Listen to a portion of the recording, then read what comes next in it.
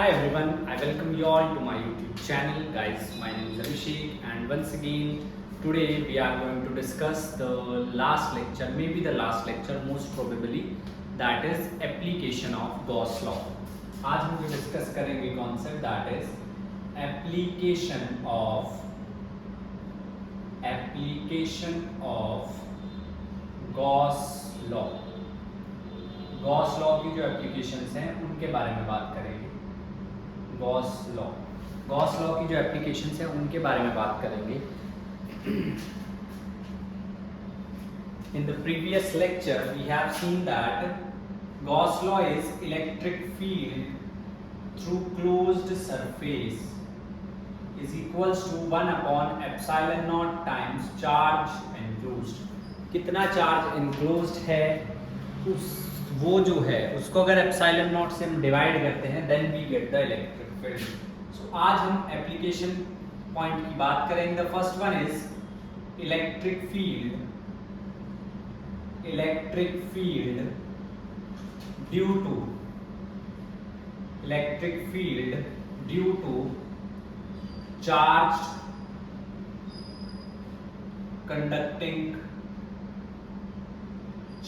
conducting sphere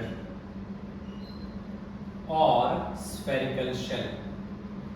charge conducting sphere or spherical shell, that is the electric field। इसके बारे में हम सबसे पहले बात करेंगे। तो first of all let us plot a charge sphere. सबसे पहले एक स्फीयर बनाएंगे। अब क्योंकि कंडक्टिंग स्फीयर है, कंडक्टिंग स्फीयर की एक प्रॉपर्टी क्या होती है, सारा का सारा चार्ज सरफेस पे आ जाता है। ये कंडक्टिंग स्फीयर है जिसकी रेडियस है r, जिसकी रेडियस है capital R, not small r but capital R, conducting sphere. अब ये जो चार्ज आपके पास है तो सबसे पहले हम बात करेंगे इनसाइड स्फीयर के अंदर। let us consider a point P।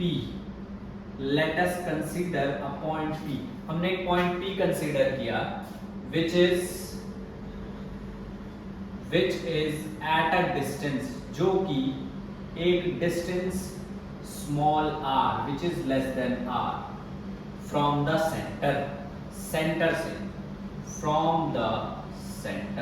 center से जो कि स्मॉल r डिस्टेंस पे। हमने क्या कंसीडर किया, एक पॉइंट कंसीडर किया जो कि सेंटर से स्मॉल r डिस्टेंस पे है। एंड चलिए ये है वो पॉइंट r, ये है हमारे पास वो पॉइंट r जो कि सेंटर से स्मॉल r डिस्टेंस पर है। अब इस r को taking r as radius, r को हमने रेडियस ले लिया, taking r as radius, r को रेडियस ले लिया। draw a sphere, हमने एक स्फीयर ड्रॉ किया। r को रेडियस लेके हमने एक स्फीयर ड्रॉ किया। द एरिया वेक्टर, जो एरिया वेक्टर है is perpendicular to the Gaussian surface. ये जो स्फीयर हमने ड्रॉ किया that is the Gaussian surface. तो एरिया वेक्टर परपेंडिकुलर है गॉसियन सरफेस के। And electric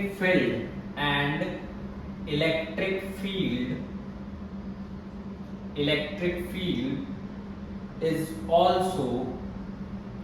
is also radially outward। जो इलेक्ट्रिक फील्ड है वो भी रेडियली आउटवर्ड है, बाहर की तरफ है। जो इलेक्ट्रिक फील्ड है वो भी बाहर की तरफ है।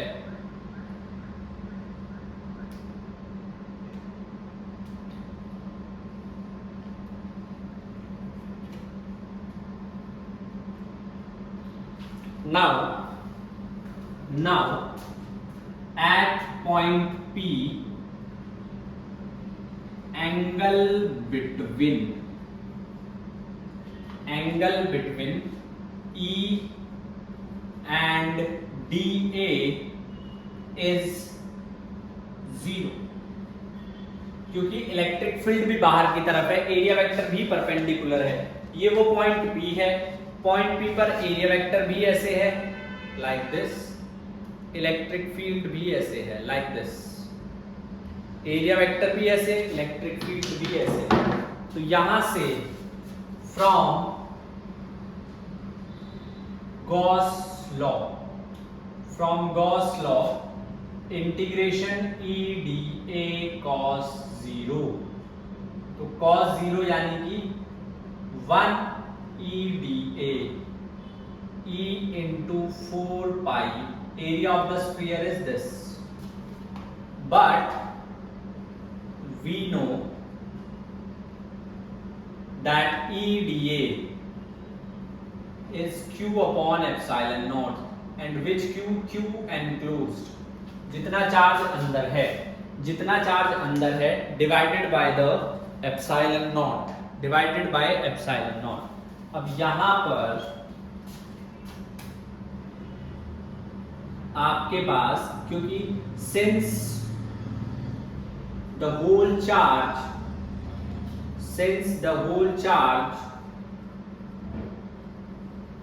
इज एट सरफेस, सारा का सारा जो चार्ज है वो सरफेस पर है, तो E इनसाइड विल बिकम 0, अंदर जो इलेक्ट्रिक फील्ड है वो 0 आ जाएगा, अंदर जो इलेक्ट्रिक फील्ड है वो 0 आ जाएगा, सारा का सारा जो चार्ज है वो सरफेस पर है, सारा का सारा जो चार्ज है वो सरफेस पर है, तो अंदर जो इलेक्ट्रिक फील्ड था वो 0 आ जाएगा। अब बात करेंगे आउटसाइड, बाहर, अब बात करेंगे आउटसाइड, बाहर की, बाहर कितना इलेक्ट्रिक फील्ड है। तो चलिए जी सबसे पहले बाहर की बात करते हैं, आउटसाइड। आउटसाइड के लिए ये हमारे पास एक्चुअल स्फीयर है जिसकी रेडियस है r, कैपिटल R, जिसकी रेडियस है कैपिटल R। अब एक पॉइंट ले लिया P, और अब देखिए हमने एक और गॉसियन सरफेस, इस गॉसियन सरफेस के अंडर, इस गॉसियन सरफेस के अंदर चार्ज है, इस गॉसियन सरफेस के अंदर चार्ज है। पॉइंट P पर अगर आप देखोगे यही है एरिया वेक्टर, यही है इलेक्ट्रिक फील्ड। पॉइंट P पर अगर आप देखोगे यही है एरिया वेक्टर, यही है इलेक्ट्रिक फील्ड।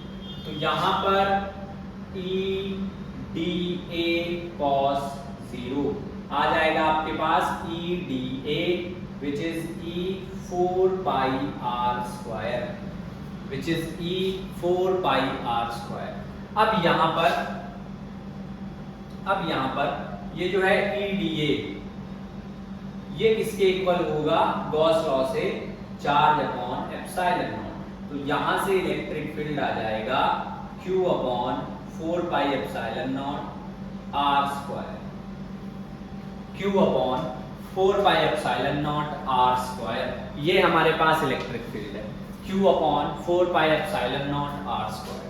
पॉइंट नंबर 2, अगर आप सरफेस पर कैलकुलेट करेंगे, ये आपने इनसाइड और आउटसाइड दो पॉइंट पर कैलकुलेट किया है, बट अगर आप सरफेस पर कैलकुलेट करेंगे तो at surface,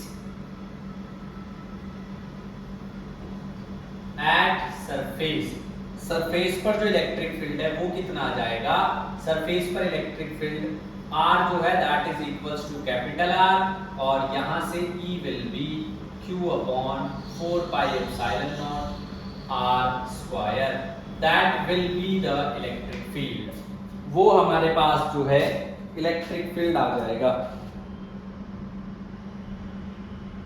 that will be the electric field. If you want to plot it, अगर आपने इसको प्लॉट करना है कुछ ऐसे, कुछ इस तरीके से, अंदर 0 है, एक पॉइंट सरफेस पे कांस्टेंट है, उसके बाद इनवर्सली प्रोपोर्शनल, उसके बाद इनवर्सली प्रोपोर्शनल हो जाएगा, yes, after that it becomes inversely proportional. Next thing is, now see, अगर आप चार्ज डिस्ट्रीब्यूशन देखेंगे, अगर आप चार्ज डिस्ट्रीब्यूशन देखेंगे, चार्ज डिस्ट्रीब्यूशन अगर आप देखेंगे तो वो 3 तरीके से होता है। सबसे पहले linear charge density, linear charge density, जिसको हम लिखते हैं lambda is equals to charge per unit length या dq बाय dl। दूसरा हमारे पास होता है surface charge density. Surface charge density उसको हम लिखते हैं sigma q upon a which is dq by da। और तीसरा volume charge density. Volume charge density, volume charge density यानी कि rho q upon v dq upon dv। जो हम डेरिवेटिव की फॉर्म में लिखते हैं वो है नॉन यूनिफॉर्म डिस्ट्रीब्यूशन के लिए, जो नॉर्मली लिखते हैं वही यूनिफॉर्म के लिए। अब आपके पास इलेक्ट्रिक फील्ड ये आया है, वो आया है। अगर आप इसको चार्ज डेंसिटी की फॉर्म में लिखेंगे, क्योंकि सिग्मा है तो चार्ज डेंसिटी की फॉर्म में sigma is q upon a and q is equals to sigma a। Area of sphere is 4 pi r square, जिस पे चार्ज है, यह आ जाएगा sigma 4 pi r square divided by 4 pi epsilon naught r square. 4 pi से 4 pi cancel, यह आ जाएगा sigma r square epsilon naught r square. ये आपके पास इलेक्ट्रिक फील्ड आ गया। ये आपके पास इलेक्ट्रिक फील्ड आ गया है, ठीक है।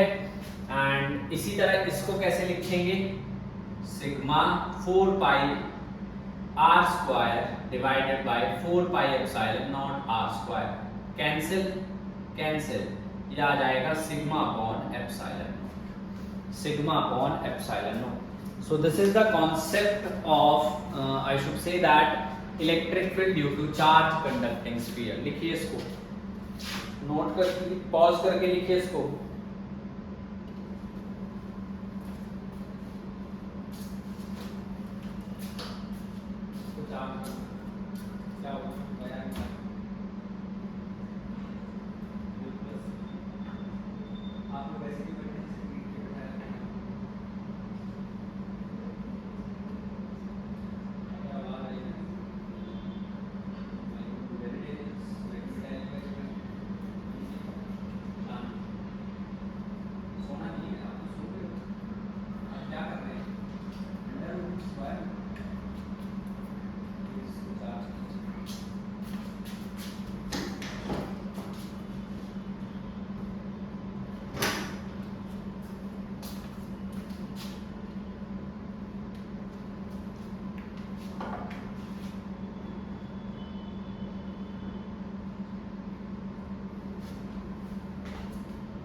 Let's move to the second application. दूसरे एप्लीकेशन पे पहुंचते हैं। दूसरे एप्लीकेशन पे पहुंचते हैं जो एप्लीकेशन नंबर 2 है। जो एप्लीकेशन नंबर 2 है उसके बारे में थोड़ी सी बात करते हैं। एप्लीकेशन नंबर 2 के बारे में थोड़ी सी बात करते हैं। चलिए ध्यान से देखिएगा।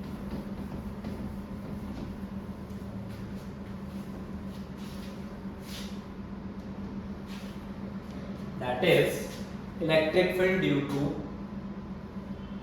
long infinite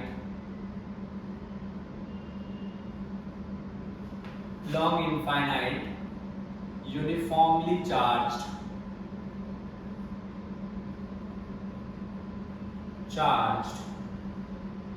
वायर कह सकते हैं, लीनियर चार्ज डेंसिटी भी बोल सकते हैं, लीनियर चार्ज डेंसिटी, यस वो भी हम लोग बोल सकते हैं। यूनिफॉर्मली है, लेकिन the hack is that it is uniformly है। ऐसा नहीं है कि कैसे कुछ भी चार्ज डिस्ट्रीब्यूशन है। तो देखिए जरा, सपोज दैट हमारे पास एक यूनिफॉर्म लीनियर चार्ज डिस्ट्रीब्यूशन है, ये और इस पे पॉजिटिव चार्ज है, पॉजिटिव चार्ज है इसके ऊपर। अब क्योंकि इलेक्ट्रिक फील्ड जो है वो रेडियली आउटवर्ड होगा, like this. Electric field is radially outward like this. इस तरीके से इलेक्ट्रिक फील्ड जो है वो रेडियली बाहर की तरफ होगा, लाइक दिस।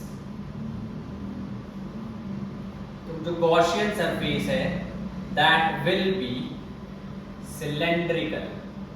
गॉसियन सरफेस आ जाएगा सिलेंड्रिकल, क्योंकि बाहर की तरफ है इलेक्ट्रिक फील्ड जो है पॉजिटिव चार्ज की वजह से बाहर की तरफ होता है लाइक दिस, तो इस वजह से ये क्या हो जाएगा आपके पास सिलेंड्रिकल। ये लीनियर चार्ज है, ऐसे निकल के इलेक्ट्रिक फील्ड, तो ऐसे आएगा Gaussian surface cylindrical.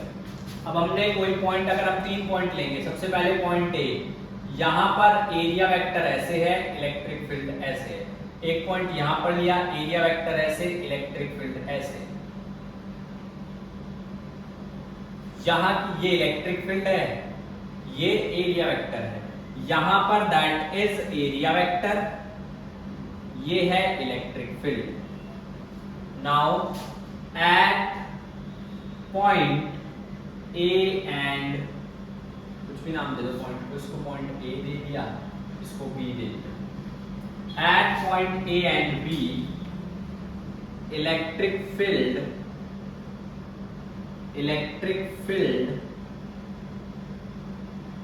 and area vector is perpendicular to each other. Area vector and electric field is perpendicular to each other, so E dot dA becomes E dA cos 0, I'm sorry, cos 90, cos 90 यानी कि 0 at point B। E and dA are parallel, E and dA are parallel, E और dA जो है वो parallel, E और dA जो है वो पैरेलल है, और क्योंकि पैरेलल है तो that's why E dot dA is E dA cos 0, यानी कि E dA। Equation number 1, equation number 1। अब देखो ध्यान से, suppose that this distance is R, this length is L, तो यहां पर एरिया कितना आ जाएगा 2 पाई R L। 1 from Gauss law क्या लिख सकते हैं, E dot dA is Q upon epsilon not, तो E 2 pi R L is Q upon epsilon not, और E की वैल्यू आ जाएगी Q upon 2 pi epsilon naught R L। जो length है वो इनफाइनाइट है, यूज किया गया है, जो लेंथ है वो इनफाइनाइट है।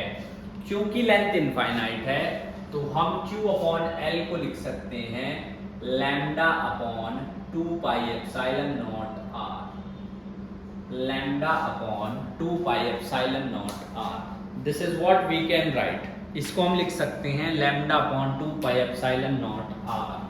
देखिए जो लैंग्वेज है that you can write from the book also, कि let us consider a linear chart distribution having length L and let P be the point where we want to find out electric field, वो सब।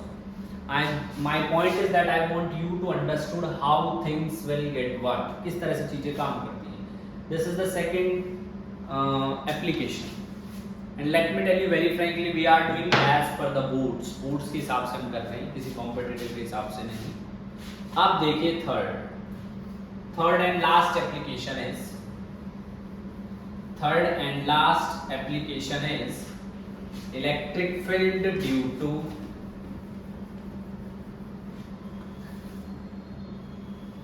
infinite sheet of charge, electric field due to infinite sheet of charge, electric field due to infinite sheet of charge। हमने एक sheet ली, infinite plane sheet, और उस पे charge है, completely charge है। ऐसा नहीं है कि चार्ज अलग अलग है, एक जैसा चार्ज है, कंप्लीटली चार्ज है। अगर मैं एक शीट कंसिडर करता हूँ, for example I have this, ये मेरे पास एक शीट है, ये मेरे पास एक शीट है, और ये जो शीट है, एक एरिया इसका ये है, एक एरिया ये है, एक एरिया ये है, तो हमें दो एरिया कंसीडर करने पड़ेंगे। तो इसके लिए हम क्या करेंगे, दो सरफेस हमें बनाने पड़ेंगे ऐसे, ठीक है। एक पे इलेक्ट्रिक फील्ड इधर है, इधर ही एरिया वेक्टर है। एक पे इलेक्ट्रिक फील्ड इधर है, इधर ही एरिया वेक्टर है, सिंपल, इधर ही एरिया वेक्टर है। अब गॉस लॉ क्या कहता है, E dot dA is Q upon epsilon naught, E dA is Q upon epsilon naught, E dA। अब दो एरिया है, इनफाइनाइट शीट है, एक ये वाला है, एक ये वाला है, दो एरिया है, तो 2A कितना, Q अपॉन एप्सिलॉन नॉट, तो E की वैल्यू कितनी आ जाएगी, Q upon 2A epsilon not. यहाँ पर जो ये A है, यहाँ पर जो ये Q अपॉन A है, इसको हम लिख सकते हैं sigma upon 2 epsilon naught. Plane sheet की वजह से इलेक्ट्रिक फील्ड जो है वो डिस्टेंस पे डिपेंड नहीं करता, वो डिस्टेंस पे बिल्कुल भी डिपेंड नहीं करता। वो किस चीज पे डिपेंड करता है, वो सिग्मा पे, चार्ज डेंसिटी और मीडियम पे डिपेंड करता है। So these three are the application. In the next lecture I am going to discuss some numericals related to this. With that this is the last theoretical lecture of chapter 1 electric charge and field. With that see you in the next class. I hope चीजें आपको थोड़ी clear हुई होंगी. So keep studying, keep working hard. Thank you so much. जय